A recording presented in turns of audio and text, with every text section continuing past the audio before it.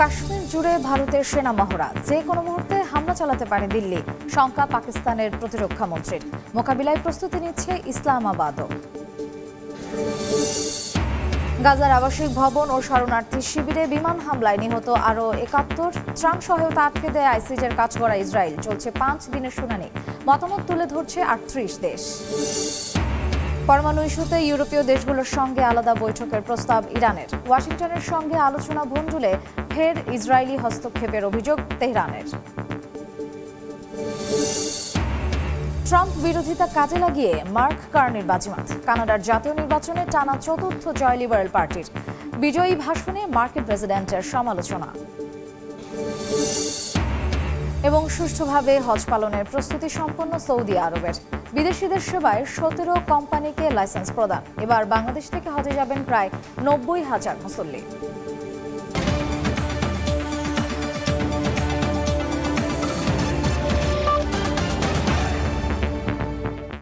আন্তর্জাতিক সময়ের সঙ্গে আছি আমি মার্জিয়া শ্রেয়া।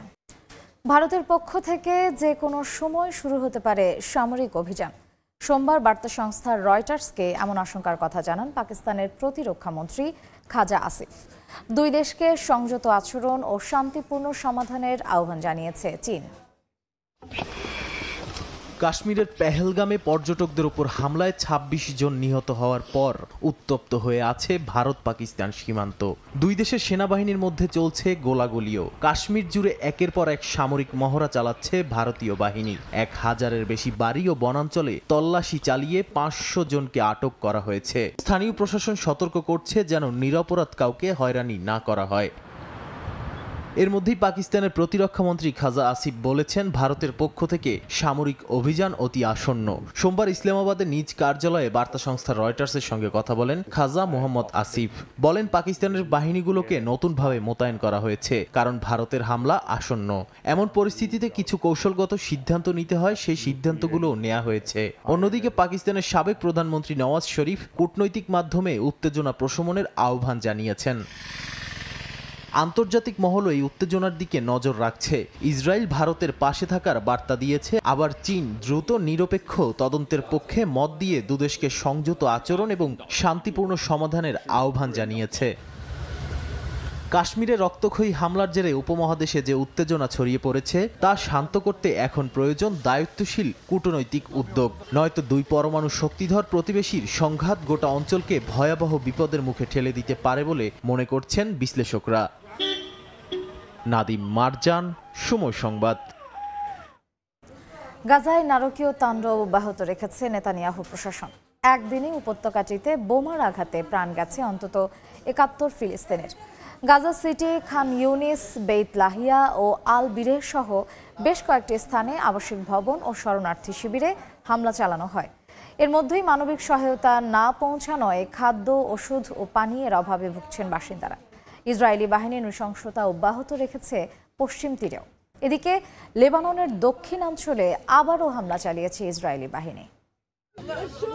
ছোট একটা ভূখণ্ড, চারদিকে হাহাকার আর আহাজারি। একদিকে স্বজন হারানোর বেদনা, আরেকদিকে প্রিয় বাসস্থানের ধ্বংসস্তূপ। সব মিলিয়ে ইসরায়েলের নারকীয় তাণ্ডবে মৃত্যুপুরীতে পরিণত হয়েছে গাজা উপত্যকা। এর মধ্যেই মানবিক সহায়তা না পৌঁছানোয় খাদ্য, ওষুধ ও পানীয়ের অভাবে ভুগছেন বাসিন্দারা। আর তাতেই হামলার আঘাতে মৃত্যুর চেয়ে ক্ষুধার যন্ত্রণায় বেশি ভুগছেন তারা। এমনকি জ্বালানির অভাবে অ্যাম্বুলেন্সে আহতদের নিয়ে হাসপাতালেও পৌঁছতে পারছেন না উদ্ধারকর্মীরা। এছাড়া বিদ্যুৎ সংকটের কারণেও থেমে আছে অনেক কার্যক্রম। এসব সংকট মোকাবিলায় ইসরায়েলি আগ্রাসন বন্ধের জন্য আন্তর্জাতিক মহলের কাছে আর্জি জানিয়েছে গাজার নিরীহ বাসিন্দারা। নেতানিয়াহু প্রশাসনের পাশাপাশি নিরীহ ফিলিস্তিনিদের উচ্ছেদে বর্বর অত্যাচার চালাচ্ছে দখলদাররা। এর মধ্যে ফিলিস্তিনিদের ধরপাকড়, আটকও চলমান রয়েছে।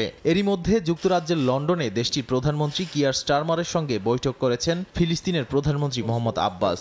এ সময় গাজা ও ফিলিস্তিনের প্রতি যুক্তরাজ্যের সমর্থন দৃঢ় হওয়ার কথা জানায় প্রধানমন্ত্রীর কার্যালয়। ইরান যুক্তরাষ্ট্র পারমাণবিক আলোচনার নতুন পর্ব শুরুর আগে ইউরোপীয় দেশগুলোর সঙ্গে আলাদা বৈঠকের প্রস্তাব দিয়েছে তেহরান। পারমাণবিক চুক্তিকে বৈধতা দেয়া জাতিসংঘের চুক্তি শেষ হওয়ার আগেই রোমে সম্ভাব্য এই বৈঠকের মাধ্যমে ইউরোপীয় অবস্থান বুঝতে চায় ইরান। এদিকে তেহরান ওয়াশিংটনের পারমাণবিক আলোচনা ভণ্ডুল করতে ইসরায়েল সরাসরি হস্তক্ষেপ করছে বলে আবারও অভিযোগ করেছেন ইরানের পররাষ্ট্রমন্ত্রী আব্বাস আরাঘচি। 3 দফা বৈঠকেও সমাধান আসেনি ইরান যুক্তরাষ্ট্রের পারমাণবিক উত্তেজনার। আর বৈঠকের ধরন ছিল একেবারেই ভিন্নধর্মী। দুই পক্ষের মুখোমুখি কোনো আলোচনা নেই কোনো করমর্দন। এমন অস্থিতিশীল পরিস্থিতির মধ্যেও যৌক্তিক সমাধানে পৌঁছানোর আশা প্রকাশ করেছে দুই পক্ষই। তবে আগামী শনিবার যুক্তরাষ্ট্রের সঙ্গে আসন্ন বৈঠকের আগে নতুন কৌশলে নেমেছে তেহরান। 4 জন কূটনীতিক জানিয়েছেন আগামী শুক্রবার রোমে যুক্তরাজ্য, ফ্রান্স ও জার্মানির সঙ্গে বৈঠকের প্রস্তাব দিয়েছে দেশটি। বিকল্প আলোচনার স্থান হিসেবে তেহরানেরও নাম শোনা যাচ্ছে। বার্তা সংস্থা রয়টার্সের তথ্য মতে আগামী অক্টোবরের আগেই পারমাণবিক ইস্যুতে ইউরোপের অবস্থান বুঝতে চায় তেহরান। কারণ ওই সময়ে 2015 সালের পারমাণবিক চুক্তিকে বৈধতা দেয়া জাতিসংঘ প্রস্তাবের মেয়াদ শেষ হচ্ছে। এতে সম্ভাব্যভাবে স্ন্যাপব্যাক বা পারমাণবিক সমৃদ্ধিকরণে ইরানের ওপর নিষেধাজ্ঞা কার্যকর হতে পারে, যা কেবল ইউরোপীয় 3 দেশের পক্ষেই সক্রিয় করা সম্ভব। এর আগে 2018 সালে তৎকালীন ও বর্তমান মার্কিন প্রেসিডেন্ট ডোনাল্ড ট্রাম্প যুক্তরাষ্ট্রকে এই চুক্তি থেকে বের করে নেন। রয়টার্সে এক ইরানি কর্মকর্তা দাবি করেন তারা সমঝোতার জন্য প্রস্তুত, কিন্তু পর্যাপ্ত সময়ের পাশাপাশি ইউরোপীয় নিশ্চয়তা প্রয়োজন, কারণ যুক্তরাষ্ট্রের ওপর তাদের আস্থা নেই। এদিকে কিছুদিন আগে ইসরায়েলি প্রধানমন্ত্রী বিনিয়ামিন নেতানিয়াহু বলেন যে কোনো চুক্তিতেই ইরানের পারমাণবিক ও ব্যালিস্টিক ক্ষেপণাস্ত্র কর্মসূচি পুরোপুরি ধ্বংস করতে হবে। এ বক্তব্যকে যুক্তরাষ্ট্রের নীতিতে প্রকাশ্য হস্তক্ষেপ বলে অভিহিত করেছে তেহরান। ইরানের পররাষ্ট্রমন্ত্রী আব্বাস আরাঘচি সামাজিক যোগাযোগ মাধ্যমে জানান, মার্কিন প্রেসিডেন্ট এখন কি করতে পারবেন আর কি করতে পারবেন না সে বিষয়ে নির্দেশনা দিচ্ছে ইসরায়েল। তবে আরাঘচি সাফ জানিয়ে দিয়েছেন বিদেশি কোনো হুমকিতে নিজস্ব নীতি পরিবর্তন করবে না ইরান। মালিহা সুহরওয়ার্দী, সময় সংবাদ। লোহিত সাগরে উত্তাল পরিস্থিতির মাঝে FA-180 সুপার হর্নেট যুদ্ধ বিমান হারালো মার্কিন রণতরী USS Harry S Truman. Houthi গোষ্ঠীর ড্রোন হামলা থেকে বাঁচতে নিয়ন্ত্রণ হারিয়ে সমুদ্রে পড়ে যায় যুদ্ধ বিমানটি। চলমান অপারেশন রাফ রাইডার এর মধ্যেই এই ঘটনাকে মার্কিন নৌবাহিনীর জন্য বড় ধাক্কা হিসেবে দেখছেন বিশেষজ্ঞরা। স্থানীয় সময় সোমবার লোহিত সাগরে মার্কিন রণতরী USS হ্যারি এস ট্রুম্যান থেকে FA-18E সুপার হর্নেট যুদ্ধ বিমান এবং একটি টো ট্রাক্টর সমুদ্রে পড়ে যায়। হ্যাঙ্গার বেতে টানার সময় নিয়ন্ত্রণ হারিয়ে বিমানটি সঠিকভাবে অবতরণ করতে ব্যর্থ হয়। এ সময় বিমানটিতে থাকা ক্রুরা দ্রুত সরে যাওয়ায় কোনো প্রাণহানি ঘটেনি, তবে আহত হয়েছেন রণতরীর একজন নাবিক। মার্কিন নৌবাহিনী বলছে এ ঘটনার তদন্ত চলছে, তবে রণতরী ও এর বাহিনীর সক্ষমতা নিয়ে কোনো প্রশ্নের সুযোগ নেই বলে দাবি তাদের। মার্কিন নৌবাহিনীর পক্ষ থেকে আরও জানানো হয়, সোমবার ভোরে ইয়েমেনে হামলা চালিয়ে ফিরে আসে যুদ্ধবিমান FA-18E সুপার হর্নেট। এ সময় বিমানবাহী রণতরী USS হ্যারি এস ট্রুম্যানে অবতরণ করতে শুরু করে যুদ্ধ বিমানটি। তবে হাউথি গোষ্ঠীর ড্রোন হামলা এড়াতে হঠাৎ করে দিক পরিবর্তন করতে শুরু করে রণতরীটি। ঠিক সেই মোড় নেওয়ার সময়ই যুদ্ধ বিমানটি এয়ারক্রাফট এলিভেটরের ওপর থেকে পিছলে সাগরে পড়ে যায়। FA-18E সুপার হর্নেট একটি অন্যতম ব্যয়বহুল যুদ্ধ বিমান, যার মূল্য প্রায় 6 কোটি মার্কিন ডলার। লোহিত সাগরের উত্তপ্ত জলসীমায় প্রতিদিনই মার্কিন নৌবহর লক্ষ্য করে ড্রোন, ক্রুজ ও ব্যালিস্টিক মিসাইল হামলা চালাচ্ছে হাউথিরা। গেল মার্চ থেকে শুরু হওয়া অপারেশন রাফ রাইডারের অংশ হিসেবে USS ট্রুম্যান নিয়মিতভাবে ইয়েমেনে হাউথি ঘাঁটিগুলোতে বিমান হামলা চালিয়ে আসছে। আমিরুল ইসলাম আলিফ, সময় সংবাদ। টানা চতুর্থবারের মতো জয়ের ধারা অব্যাহত রাখল কানাডার লিবারেল পার্টি। সব শঙ্কা উড়িয়ে দিয়ে অবশেষে জয়ের মুকুট মাথায় উঠল মার্ক কার্নির। বিজয়ী বক্তব্যে যুক্তরাষ্ট্রের সঙ্গে পুরানো সম্পর্ক পুরো দমে বদলে ফেলার প্রতিশ্রুতি দেন তিনি। এ উদ্দেশ্যে জনগণ ও সরকারকে ঐক্যবদ্ধভাবে কাজ করার আহ্বান জানান কার্নি। বিজয়ীকে অভিনন্দন জানিয়েছেন সাবেক মার্কিন প্রেসিডেন্ট জো বাইডেন। এই উদযাপন মার্কিন আগ্রাসনের বিরুদ্ধে। এই উল্লাস যেন ট্রাম্প প্রশাসনের মুখে চপেটাঘাত। বর্তমান প্রধানমন্ত্রী মার্ক কার্নি হাল ধরছেন কানাডার। বিজয়ী নেতাকে অভিনন্দন জানিয়েছেন সাবেক মার্কিন প্রেসিডেন্ট জো বাইডেন।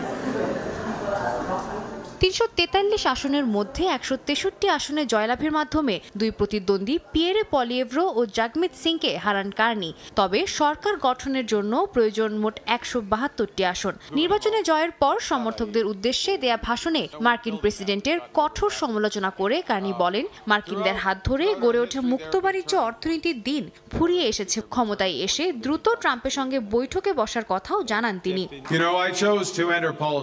ট্রাম্পের সঙ্গে বৈঠকে দুইটি স্বাধীন দেশের অর্থনীতি ও পারস্পরিক নিরাপত্তার সম্পর্ক নিয়ে আমি আলোচনা করব। তবে মূল কথা এটি যে মার্কিনরা আমাদের কাছ থেকে যতটুকু নিতে পারে তার চেয়ে আমরা নিজেদের আরো অনেক বেশি কিছু দেওয়ার ক্ষমতা রাখি। আসন্ন দিনগুলো চ্যালেঞ্জিং হলে আমরা একসঙ্গে তার মোকাবিলা করব। বিশ্লেষকরা বলছেন, মার্ক কার্নির এই জয়ের পেছনে বড় একটি ভূমিকা পালন করেছেন মার্কিন প্রেসিডেন্ট ডোনাল্ড ট্রাম্প। নির্বাচনী প্রচারণার প্রাথমিক পর্যায়ে যেখানে পলিয়েভ্রোর প্রতি ভোটারদের সমর্থন বাড়ছিল, শেষ মুহূর্তে সেখানে মোড় ঘুরে যায় কার্নির দিকে। ট্রাম্পের আগ্রাসনের প্রতিবাদে কার্নির দৃঢ় অবস্থান ও তার বিরুদ্ধে কথা বলে ভোটারদের মন জয় করে নেন তিনি, আর তাতেই বাজিমাত। এর আগে গত মাসে ফক্স নিউজে দেয়া এক সাক্ষাৎকারে ট্রাম্প বলেন, কানাডার সরকার হিসেবে কনজারভেটিভদের তুলনায় লিবারেলদের দেখতেই বেশি পছন্দ করবেন তিনি। সাদিয়া তাসনিম, সময় সংবাদ। সুষ্ঠুভাবে হজের আনুষ্ঠানিকতা সম্পন্ন করতে সব ধরনের প্রস্তুতি সম্পন্ন করেছে সৌদি আরব। এরই মধ্যে পবিত্র হজ উপলক্ষে বিদেশি হজ যাত্রীদের সেবা প্রদানের জন্য 17টি কোম্পানিকে লাইসেন্স প্রদান করেছে দেশটি। এই কোম্পানিগুলোর মাধ্যমে এবছর প্রায় 12 লাখের বেশি বিদেশি হজ যাত্রীকে সেবা প্রদান করা হবে। বিস্তারিত আরিফুর রহমানের প্রতিবেদনে। সাম্প্রতিক বছরগুলোতে হজ সেবাদান খাতে প্রতিযোগিতা বৃদ্ধি পেয়েছে। বিশেষ করে 2 বছর আগে সৌদি সরকার নতুন নীতিমালা বাস্তবায়ন করে, যার ফলে জাতীয়তার বাধ্যবাধকতা ছাড়াই সৌদি মালিকানাধীন প্রতিষ্ঠানগুলো হজ সেবায় অংশ নিতে পারছে। সৌদি হজ ও ওমরা মন্ত্রণালয় জানিয়েছে, লাইসেন্সপ্রাপ্ত সব কোম্পানি ইতোমধ্যে হজ যাত্রীদের সেবার জন্য নিজেদের প্রস্তুতি সম্পন্ন করেছে। মনোনীত কোম্পানিগুলোর মধ্যে 2টি প্রতিষ্ঠান 1,55,000 এর বেশি এবং আরও 2টি প্রতিষ্ঠান 1,46,000 এর বেশি হাজিকে সেবা দেবে। লাইসেন্স প্রাপ্তির জন্য প্রতিষ্ঠানের 5 বছর মেয়াদী নবায়নযোগ্য লাইসেন্স থাকা বাধ্যতামূলক করেছে দেশটি। এছাড়া মালিকানার ক্ষেত্রেও সৌদি নাগরিকের উপস্থিতি নিশ্চিত করতে বলা হয়েছে। পাশাপাশি প্রতিষ্ঠানগুলোর প্রতি 1 লাখ হাজির জন্য কমপক্ষে 50 লাখ সৌদি রিয়াল মূলধন থাকতে হবে। চলতি বছরের হজ ব্যবস্থাপনায় প্রযুক্তির ব্যাপক ব্যবহার করা হবে। স্মার্ট বুক, ই পাস এবং ই গেট প্রযুক্তি ব্যবহারের মাধ্যমে হাজিদের আগমন ও প্রস্থান প্রক্রিয়া আরো সহজ করা হবে। এছাড়া ভুয়া বিজ্ঞাপন ও প্রতারণা রোধে সৌদি সরকার কঠোর পদক্ষেপ নিচ্ছে।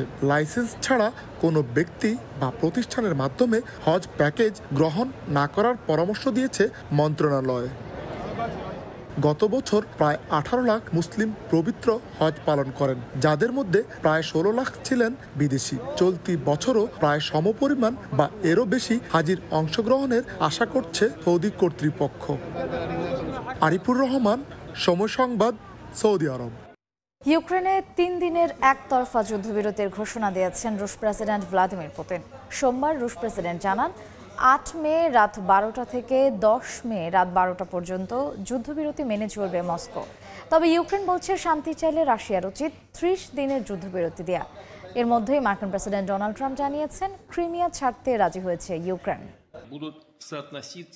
সোমবার 3 দিনের একতরফা যুদ্ধবিরতির ঘোষণা দিলেন রুশ প্রেসিডেন্ট। জানান, 8 মে রাত 12টা থেকে 10 মে রাত 12টা পর্যন্ত যুদ্ধবিরতি মেনে চলবে মস্কো। মূলত দ্বিতীয় বিশ্বযুদ্ধের সমাপ্তির 80 বছর উপলক্ষে এ সিদ্ধান্ত নেওয়া হয়েছে বলে জানায় বিভিন্ন গণমাধ্যম। প্রতিক্রিয়ায় ইউক্রেন জানায়, শান্তি চাইলে রাশিয়ার উচিত 30 দিনের যুদ্ধবিরতি দেয়া। যদিও এর আগে একদিনের যুদ্ধবিরতির মধ্যে পাল্টাপাল্টি হামলার অভিযোগ ওঠে।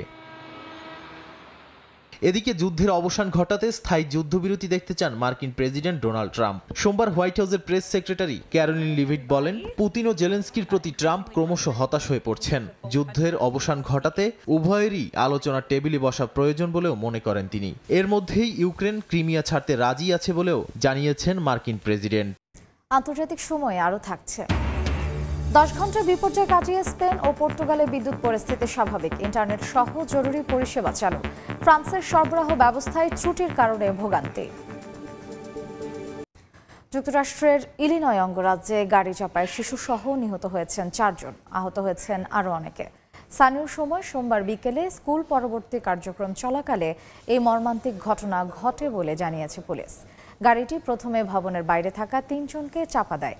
এরপর ভবনটিতে ঢুকে ভেতরে থাকা আরেকজনকে আঘাত করে ভবনের অন্য পাশ দিয়ে বেরিয়ে যায়। নিহতদের বয়স 4 থেকে 18 বছর বলে জানায় পুলিশ। আহতদের স্থানীয় বিভিন্ন হাসপাতালে ভর্তি করা হয়েছে।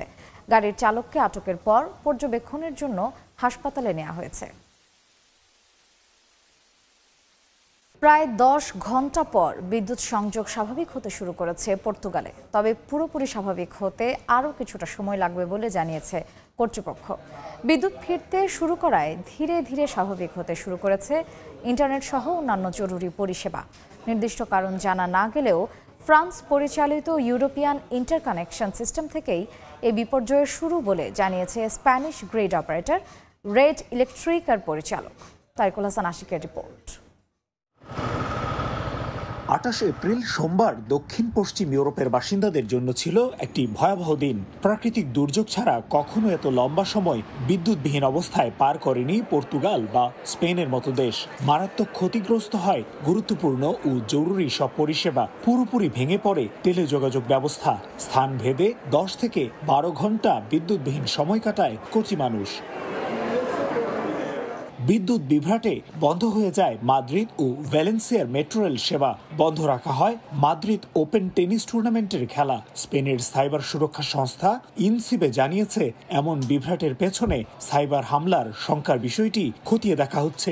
আমি স্পেনে 20 বছর ধরে বসবাস করছি, কিন্তু স্পেনে এরকম অবস্থার কোনো অভিজ্ঞতা আমার হয়নি, এই প্রথমে এরকম দেখছি। এদিকে প্রাথমিক অনুসন্ধানে এই বিপর্যয়ের কারণ হিসেবে ফ্রান্সকেই দায়ী করেছে Spanish grid operator Red Electrica. France পরিচালিত ইউরোপিয়ান ইন্টারকানেকশন সিস্টেম থেকেই এই বিপর্যয়ের শুরু বলে জানিয়েছে রেড ইলেকট্রিকার পরিচালক এডুয়ার্ডো প্রিয়েতো। সোমবার স্থানীয় সময় সকাল 11:30টার দিকে আচমকা বিদ্যুৎবিহীন হয়ে পড়ে পুরো পর্তুগাল ও স্পেন।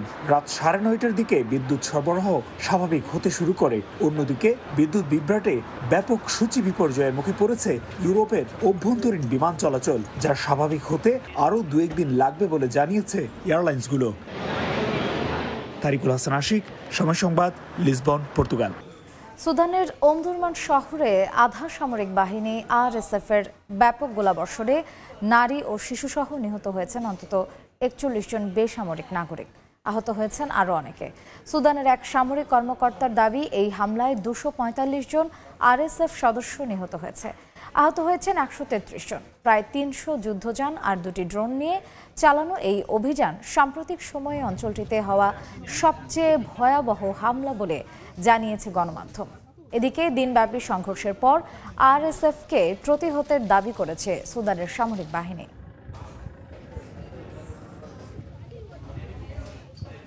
দাবানলের কবলে দক্ষিণ কোরিয়ার দেগু শহর। পুড়ে গেছে অন্তত 227 একর এলাকা। তবে প্রাণহানির খবর পাওয়া যায়নি। দেগু শহরের মাউন্ট হামজি থেকে স্থানীয় সময় দুপুর 2টায় এই দাবানলের উৎপত্তি বলে জানায় কর্তৃপক্ষ। কোরিয়া ফায়ার সার্ভিস জানায়, শুকনো আবহাওয়া এবং প্রবল বাতাসের কারণে আগুন আরও দ্রুত ছড়িয়ে পড়ছে। এই আশঙ্কায় অঞ্চলটির একাধিক মহাসড়ক বন্ধ করে দেওয়া হয়েছে। সোমবার দাবানল থেকে সৃষ্ট বিপজ্জনক পরিস্থিতির কারণে 1200-রও বেশি বাসিন্দাকে নিরাপদ স্থানে সরে যাওয়ার নির্দেশ দিয়েছে প্রশাসন। আন্তর্জাতিক সময়ের শীর্ষ সংবাদ জানিয়ে দিচ্ছি আরেকবার। কাশ্মীর জুড়ে ভারতের সেনা মহড়া, যে কোনো মুহূর্তে হামলা চালাতে পারে দিল্লি, শঙ্কা পাকিস্তানের প্রতিরক্ষা মন্ত্রী। মোকাবিলায় প্রস্তুতি নিচ্ছে ইসলামাবাদও। এবং পরমাণু ইস্যুতে ইউরোপীয় দেশগুলোর সঙ্গে আলাদা বৈঠকের প্রস্তাব ইরানের। ওয়াশিংটনের সঙ্গে আলোচনা ভণ্ডুলে ফের ইসরায়েলি হস্তক্ষেপের অভিযোগ তেহরানের।